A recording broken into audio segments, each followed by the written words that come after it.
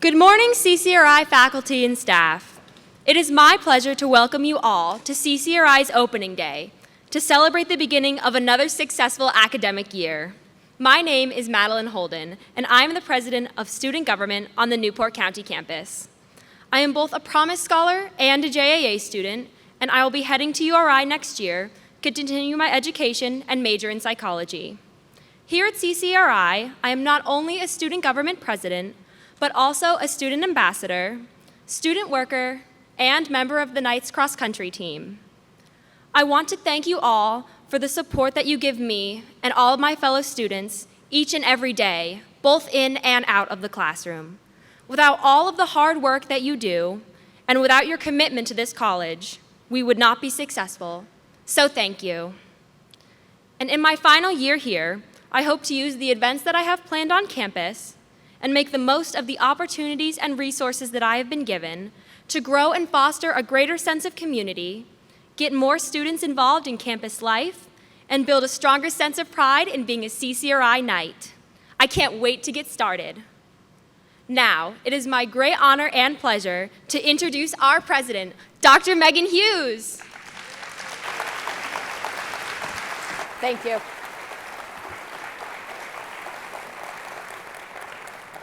So thank you, Madeline, and welcome everyone to Opening Day 2019. I'm so happy to see everyone this morning, and for those of you returning from a summer break, welcome back. To the newest members of our CCRI family, welcome. You have joined a remarkable group of colleagues who will help you learn the ropes in your early days here. I look forward to meeting you and celebrating the impact I know you will have here on our students and on our college. So this morning, I'd like to outline what we've accomplished together since last September and share where we are headed this year. Before we get started, I'd like to recognize several key members of the CCRI community. Chair of the Board of Education, Barbara Cottom.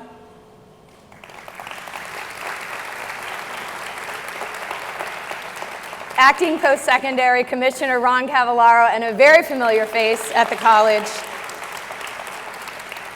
A new member of our Post-Secondary Council, Dr. Barbara Mullen. And Post-Secondary Council member and our keynote speaker, Dr. Jeffrey Williams. Dr. Williams has been a steady voice on our council as higher education in Rhode Island navigates these challenging waters. Widely respected across the state for his service and commitment to social justice, Dr. Williams understands the challenges faced by CCRI, faced by our faculty, faced by our staff, faced by our students, and he champions this college and what we exist to do. We are so happy and honored he joins us this morning as our keynote speaker. I'm really looking forward to listening to you, Dr. Williams, and thank you. I'd now like to recognize our student government leadership. You have already met Madeline, the president of our Newport campus. Our presidents from Liston and Flanagan will introduce themselves later this morning. So for now, I'd like to ask that they stand and be recognized. Davila Jackley, president of our Liston campus, and Lachelle Williams, president of our Flanagan campus. Andrew Lee, who is the Knight campus president, could not be with us this morning. If you work at Knight, you likely already know Andrew, and you will see a lot of him this year. This summer, I've been able to spend some time getting to know these four presidents. You all really inspire me, and I'm excited to be working with you this year. Finally, I'd like to recognize our student ambassadors for their participation this morning. Thank you for helping to welcome everyone back to campus. This morning, I'd like to begin by looking at our strategic plan. As you know, we launched our 3-year plan in the spring of 2018 with 3 goals: enhance student success and completion, expand partnerships and programs, and strengthen institutional effectiveness. We are now nearly 18 months into the work, and we can begin to measure our progress. This morning, I'll offer a top-line overview of the progress we've made with goals 1 and 2, and we'll then examine goal 3, how we will strengthen our institutional effectiveness. So let's start with goal 1 and take a look at our progress with developmental education. We continue to make improvements. Last fall, we launched math emporiums across all 4 campuses, enabling our students to learn the math they need in order to successfully advance to either our co-requisite or gateway math courses. And it's working. In just 1 year, pass rates in DevEd have improved by 12%. So why does this focus on developmental education matter so much? It matters because of the significant proficiency challenges faced by Rhode Island K-12 students, especially those in our urban cores. The Johns Hopkins report on the Providence school system describes the challenges we here at CCRI inherit. While we cannot fix those challenges there, once our students get to our college, they belong to us, and we must find ways to support their success here. What our early results show is that you all are doing that. You are finding ways to support student learning. I want to thank our faculty for leading the way to figure out how we help our students learn and move forward. Let's now talk about improving the pathway to a degree. We know that 70% of Rhode Island jobs will require a college credential by 2025, and right now, only 47% of working-age Rhode Islanders have one. So that's the why. Why we need to make sure we are supporting our students to earn a certificate or a degree. 2 years ago, CCRI adopted the Guided Pathways model to provide all of our students with a clear path to graduation and a seamless transfer to a four-year institution. We launched Guided Pathways last spring, and this fall, all incoming students will be coached to choose an academic and career path. With Guided Pathways in place, we anticipate that 3 years from now, all students who were originally enrolled in general studies will transition to being enrolled in a particular pathway. So why is that important? Nationally, we know that students who are focused on a specific area of study graduate with up to 50% fewer excess credits and enroll at a four-year institution with more transferable credits. Community colleges that have implemented this model at scale are seeing three-year completion rates rise from averages of 22% to upwards of 40% and beyond. I'm confident that CCRI will experience similar success. The work we have done with Guided Pathways has positioned us to compete for our first ever Title III grant from the United States Department of Education. If our application is successful, this grant will provide a valuable opportunity for CCRI to implement Guided Pathways at full scale.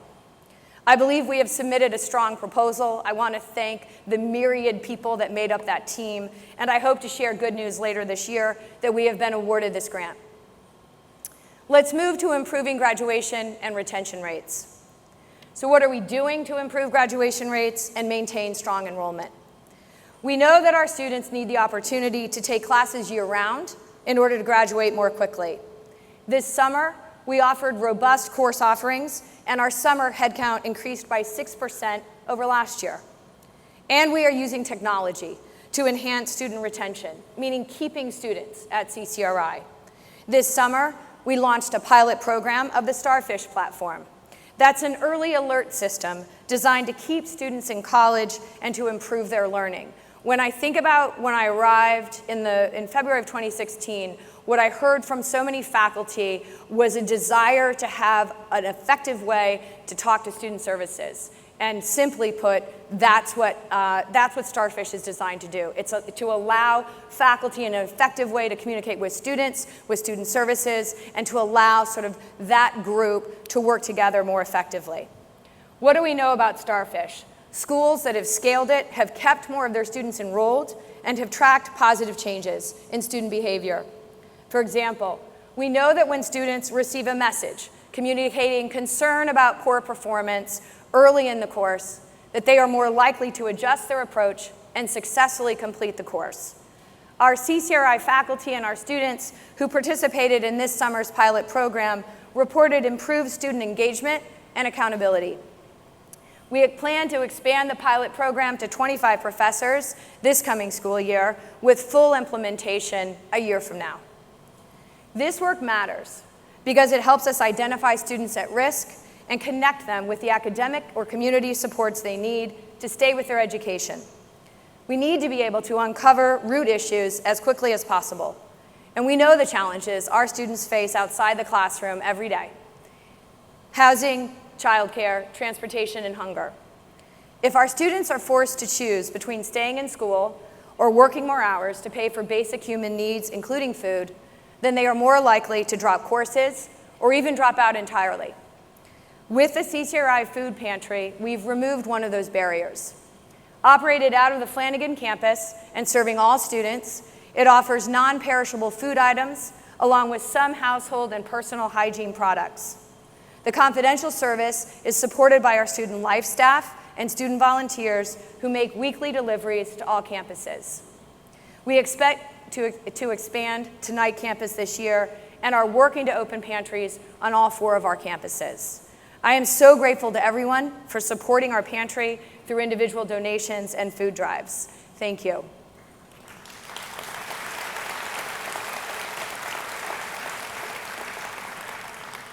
Before moving to an update on our Promise program, I want to recognize and thank Vice President Costigan and the large number of faculty and staff who prepared our 5-year interim accreditation report.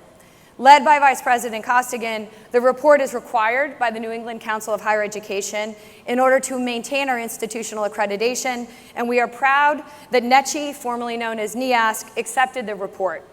I know the amount of hard work that went into the report submitted to NECHI by many individuals across the college, and I'm grateful.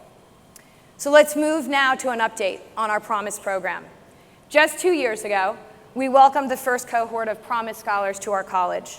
And in May, we celebrated the graduation of that first cohort. That was a historic day for our college, as our graduates proudly wore the blue Promise stole as they crossed the stage at the dunk. So what do we know about that first cohort? We know that 2 years ago, 1,584 students arrived as Promise students. Of those students, 62% returned the following September. To put that number in perspective, the retention rate for Tennessee's Promise program, widely considered the benchmark against which to measure, was 58%. This spring and summer, approximately 300 Promise Scholars graduated, representing a 19% 2-year graduation rate of that cohort and contributing to an overall 18% graduation rate for this college.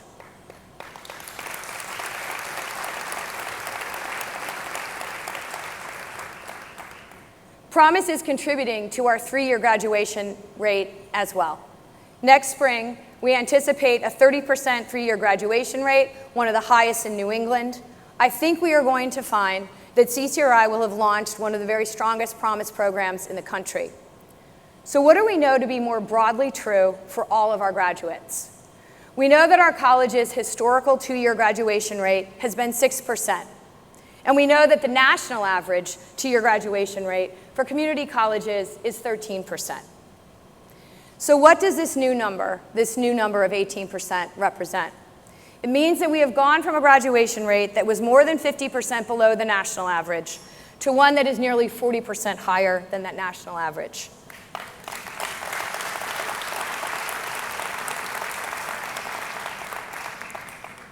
And our students achieve that outcome with the unrelenting support and committed teaching of our faculty and our staff. That type of improvement in 1 year, from 6% to 18%, is virtually unprecedented in the community college landscape. And the success of Promise is only possible with the support of everyone in this room, so thank you. So there are other levers by which we measure success of the program, including access and equity. We first must ask ourselves about access. Are we broadly available to Rhode Islanders looking to go to college? With access, we have seen a 113% increase in enrollment of first-time, full-time, straight from high school Rhode Islanders in just the first 2 years of this program. We'll have the numbers about what we look like this year later this fall. And then we must ask, have we improved access for low-income students and students of color? We have seen even greater enrollment increases here. For low-income students, 143%, and for students of color, 164%. And with a 5-fold increase in the graduation rate for students of color as compared to where we were just a year ago, we are encouraged with these early efforts to close the equity achievement gap in our state.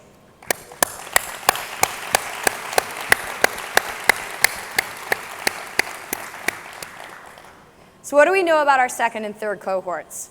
Last September, we welcomed 2,337 Promise Scholars. That's an increase of 48% over the first cohort, and next week, Tuesday, we anticipate welcoming 2,600 new Promise students to our community. So with this incoming cohort, Promise students will now make up nearly 1/3 of our overall student population. Here's what I believe to be true about the Promise program. It shows our students can succeed, that the program is working and is a policy worth sticking with, and it has been transformational for this college and transformative for the state. So we've outlined our progress toward our first goal of strengthening student success. Let's now turn our attention to the second goal of the strategic plan, expanding partnerships and programs. We know that our students come to CCRI because they are seeking an outstanding education that will allow them to begin a good career with a family-sustaining wage. And Rhode Island employers are looking to build their workforce. And increasingly, they are looking to CCRI's Division of Workforce Partnerships to meet that need. In the past year, the division has met several important milestones, including earning a Real Jobs Rhode Island designation in the digital economy space. This means we are now in a position to leverage federal and state workforce dollars to help students enter and advance in digital economy and IT careers. We've begun or grown 75 partnerships with leading companies, including AAA Northeast, Amica, General Dynamic Electric Boats, and Eaton Manufacturing. And we've established a strategic partnership with global leader Infosys to create the Digital Economy Aspirations Lab, where our students will learn relevant skills and engage in strategic networking that leads to high-quality employment. Led by Vice President Alced and an outstanding team, we believe this is a promising model for how we can work with employers. More recently, Infosys has pledged to hire 45 CCRI graduates by the end of 2019. These are good-paying opportunities in a growth sector. In Infosys, we have found a partner that knows what we already know. Our students are smart and talented and should be recruited for quality careers. Now to advancement. Bobby Gondola, our AVP of Institutional Advancement, joined us just over a year ago. Since coming on board, Bobby and his team have led our effort to redesign how we approach fundraising. We have applied for and received more grants from private foundations than ever before. Two of our largest grants this past year include $250,000 from the Champlin Foundation to support our guided pathways work with an interactive learning space, and $263,000 from the Fidelity Foundation to support career services and connect our pathways to careers. It's the first time we've been supported by Fidelity, this foundation, and marks an important win for CCRI. In May, we hosted more than 350 guests here in the Great Hall for our annual Raising Opportunities benefit. That event raised more than $340,000, significantly more than last year, and more than double the amount raised in 2017, the year of our inaugural benefit. I want to thank the many faculty and staff who joined us that night in support of our college. That evening, we announced our first ever comprehensive campaign. In partnership with our foundation board, we have set an audacious goal to raise $25 million by 2025. Once we raise that $25 million, we can invest $1 million annually, which is more than 10 times what we are able to do today with our endowment. We will be able to expand the work underway today, including student scholarships, student support, and faculty and staff development. It is an ambitious goal, and I believe we can get there. So now to strengthening institutional effectiveness, the third goal of our plan. Having reviewed the first two, let's turn now to this key goal. In January, we welcomed Kristen Alberton as our new Vice President for Finance and Strategy. She has made an immediate impact on our college, and I'm excited to see where her work leads. Kristen and her team are working to give every department the tools they need to operate effectively. Tools for more transparent and easier to use budgeting, systems and service support from our IT team, and more deliberate cross-divisional collaboration. We are also focusing on our bookstores and dining service to respond to what students, staff, and faculty tell us they want. Our new dining services vendor, Aramark, worked this summer to refresh the cafeterias on all 4 campuses. I want to thank everyone for your patience during this transition. While you may notice changes to the food selections being offered, the people working to serve our community remain largely the same. Kristen and her team are also leading the effort to support our strategic plan. by connecting it to the work of our staff and faculty in a way that is easy to see. So what can that look like? It looks like Donna Lee Della Grata. Let's watch this short video where she tells us herself.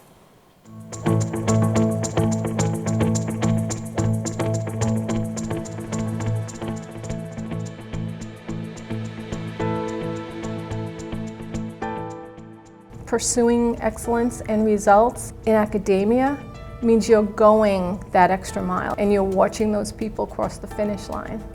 My name is Donna Lee Della Grata. I'm at the CCRI IT Help Desk and I help. So for students, it's courses and classes and registration and logging in, and for faculty and staff, it's whatever they need to do to get their work accomplished for that day to meet their deadlines and their goals. I work at CCRI because the opportunity for education for everybody is right here. Pursuing excellence and results fits with our mission statement. Here, all of our professors, our instructors, all of our staff, we're all geared to help somebody get from point A to point B in their education, and the results, everyone's striving for that student to shine, and you can be sure of that here.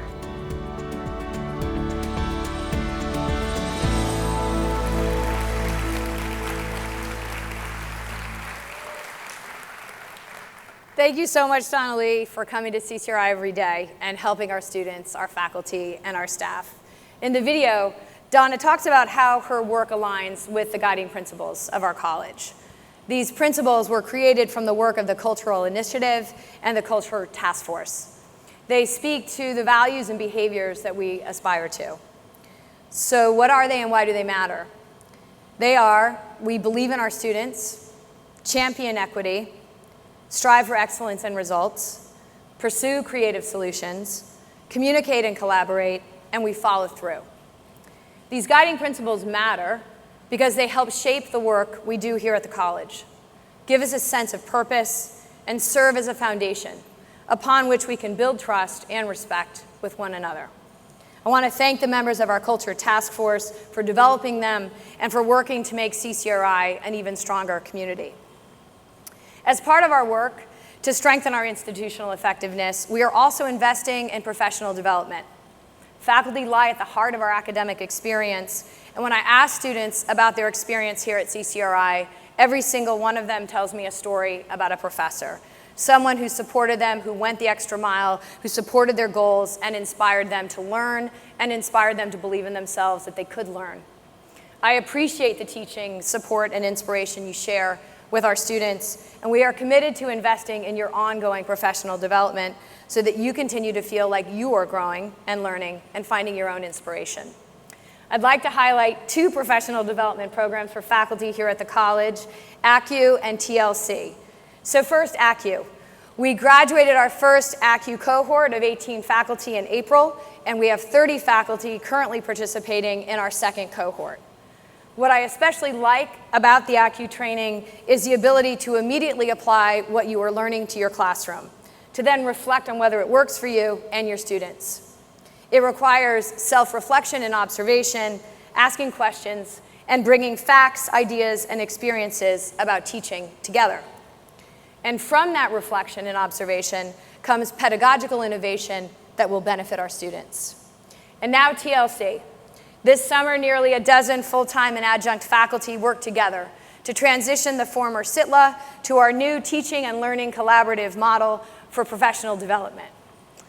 Focused on active learning and student engagement, the Teaching and Learning Collaborative is here to support our faculty, and I especially want to thank Rachel Rogers and Karen Kortz, who are right over there, for leading these efforts.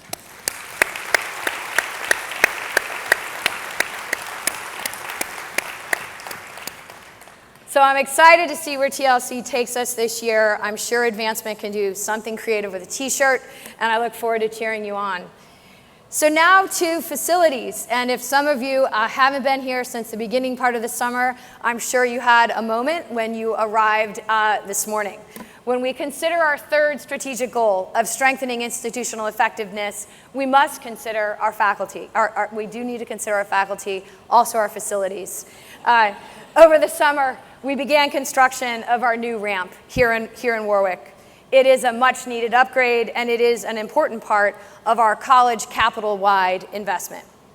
We know that having quality buildings and classrooms matter because we know students can't learn and faculty can't teach effectively without them. As a result, we have submitted a request to the Post-Secondary Council on Education last month to put forward a $62 million general obligation bond for voter consideration on the November 2020 ballot. If our proposal makes it to the ballot and is approved by the voters, proceeds from the bond will allow us to implement the first phase of our infrastructure renovation and modernization program. This investment will make possible the essential work that is required for academic and student support spaces and other infrastructure on CCRI's 4 campuses. I know this is an investment worth making, and we will be diligent in working towards the bond's successful passage. Now to URI. As many of you know, URI will no longer be governed by the Post-Secondary Council and will instead report to its own Board of Trustees effective this coming February. What does this mean for CCRI? We are working closely with URI and the Office of the Post-Secondary Commissioner to identify and address the impact. President Dooley has clearly communicated the university's intention to maintain policies and programs, including transfer and articulation, the JAA program, and employee benefits. Our 2 institutions are linked in so many ways, and I'm confident the relationship will continue regardless of the change in governance. As this work unfolds, we will continue to update you on further developments. Finally, I'd like to talk about the culture of our college. Last spring, we shared the results of the college's first ever survey, known as the PACE survey. The purpose of the survey was to gather faculty and staff perceptions of our college climate and to help us understand how to get better. The survey confirmed that our greatest strength is our shared commitment to our students, and that the areas that we need to work on are our communication and our collaboration. We held one CCRI Day last spring, and some of the feedback we received about that day tells us the same thing. Our college culture needs strengthening. I know we have work to do here, and I'm committed to it. When we try new things, not all of them are going to work, and we will just keep trying. What I know to be true is this: creating and maintaining a strong and welcoming culture takes time, it takes work, and it requires believing we can make it better. I want to thank so many of you for stepping forward, for being part of the work led by our Culture Task Force, and for simply being willing to try. I ask that we look to this coming year with a renewed optimism, and that we come together to make CCRI an even stronger college and a community than the one we are today. I'll close now by returning to where I began, and that is how gratifying it is to have everyone back together for the start of another academic year, and how truly appreciative I am for the work we do. We're here today because we are proud of CCRI, proud of our students, proud of our teammates, and hopeful for what we can become. Everyone in this room is here today because we are committed to serving the 50,000 Rhode Islanders who come to this college every year. Thank you for that commitment. Thank you for being willing to work together to continue the things we are doing well, while also working together to make our culture stronger.